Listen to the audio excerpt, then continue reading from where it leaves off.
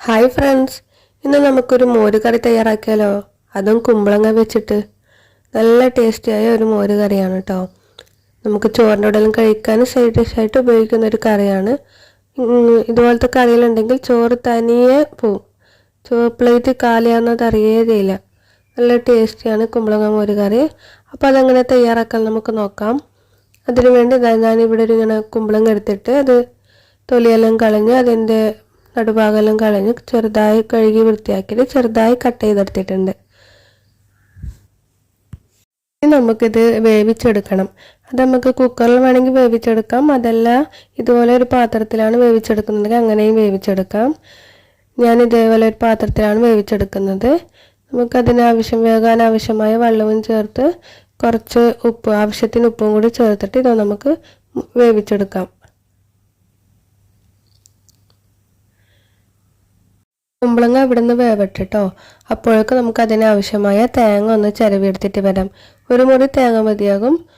ഒരു പകുതി തേങ്ങ ഞാനിവിടെ ചിരവിയെടുത്തിട്ടുണ്ട്.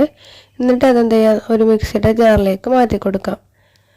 എന്നിട്ട് അതിലേക്ക് നമുക്ക് എരിവിനാവശ്യമായ പച്ചമുളക്, ഇപ്പം ഞാനിവിടെ 2 പച്ചമുളകാണ് ചേർത്ത് കൊടുക്കുന്നത്. അപ്പോൾ നമുക്ക് നല്ലോണം കുറച്ച് കറി അരിയണം എന്നുണ്ടെങ്കിൽ ഒരു 3-4 ഒക്കെ പച്ചമുളക് ചേർത്ത് കൊടുക്കാം. ഞാനിവിടെ 2 പച്ചമുളകാണ് ചേർത്ത് കൊടുക്കുന്നത്. പിന്നെ അതിലേക്ക് 3 അല്ലി വെളുത്തുള്ളിയും ആവശ്യത്തിന് ഉപ്പും കുറച്ച് ജീരകവും കൂടി ചേർത്ത് കൊടുക്കുന്നുണ്ട്. അതുപോലെ തന്നെ 1/2 കപ്പ് തൈരാണ് ഉപയോഗിക്കുന്നത്. 1/2 കപ്പ് തൈരും കൂടി ചേർത്തെടുത്ത് നമുക്ക് നല്ലോണം അരച്ചെടുക്കാം.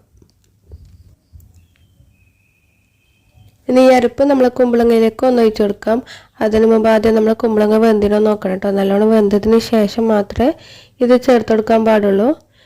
നമ്മൾ കുമ്പളങ്ങ വെന്തിട്ടുണ്ട്. നമുക്കിത് ഇതിലേക്ക് ചേർത്ത് കൊടുത്ത് ഒന്ന് നല്ലോണം ഇളക്കി യോജിപ്പിച്ചെടുക്കാം. ഇതൊന്ന് ചെറിയ തീയിലിട്ട് ഒന്ന് ചൂടാക്കിയെടുക്കാം. അതിനുശേഷം നമുക്കിതൊന്ന് കടുകും മുളകിലിട്ടൊന്ന് പൊട്ടിച്ചെടുത്ത് ചേർത്തെടുക്കാം. അതിനുവേണ്ടി ഒരു പാൻ എടുത്തിട്ട് അതിലേക്ക് കുറച്ച് വെളിച്ചെണ്ണ ഒഴിച്ചെടുക്കാം.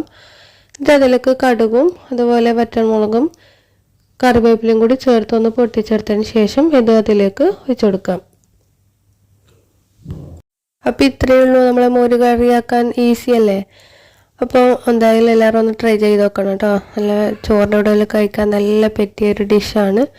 അപ്പോൾ എല്ലാവരും ഒന്ന് ട്രൈ ചെയ്ത് നോക്കണം. അപ്പോൾ ഇത്രയേ ഉള്ളൂ. അപ്പോൾ വീഡിയോ ഇഷ്ടപ്പെട്ടെങ്കിൽ ലൈക്ക് ചെയ്യുക, ഷെയർ ചെയ്യുക, അതുപോലെ തന്നെ സബ്സ്ക്രൈബും ചെയ്യുക.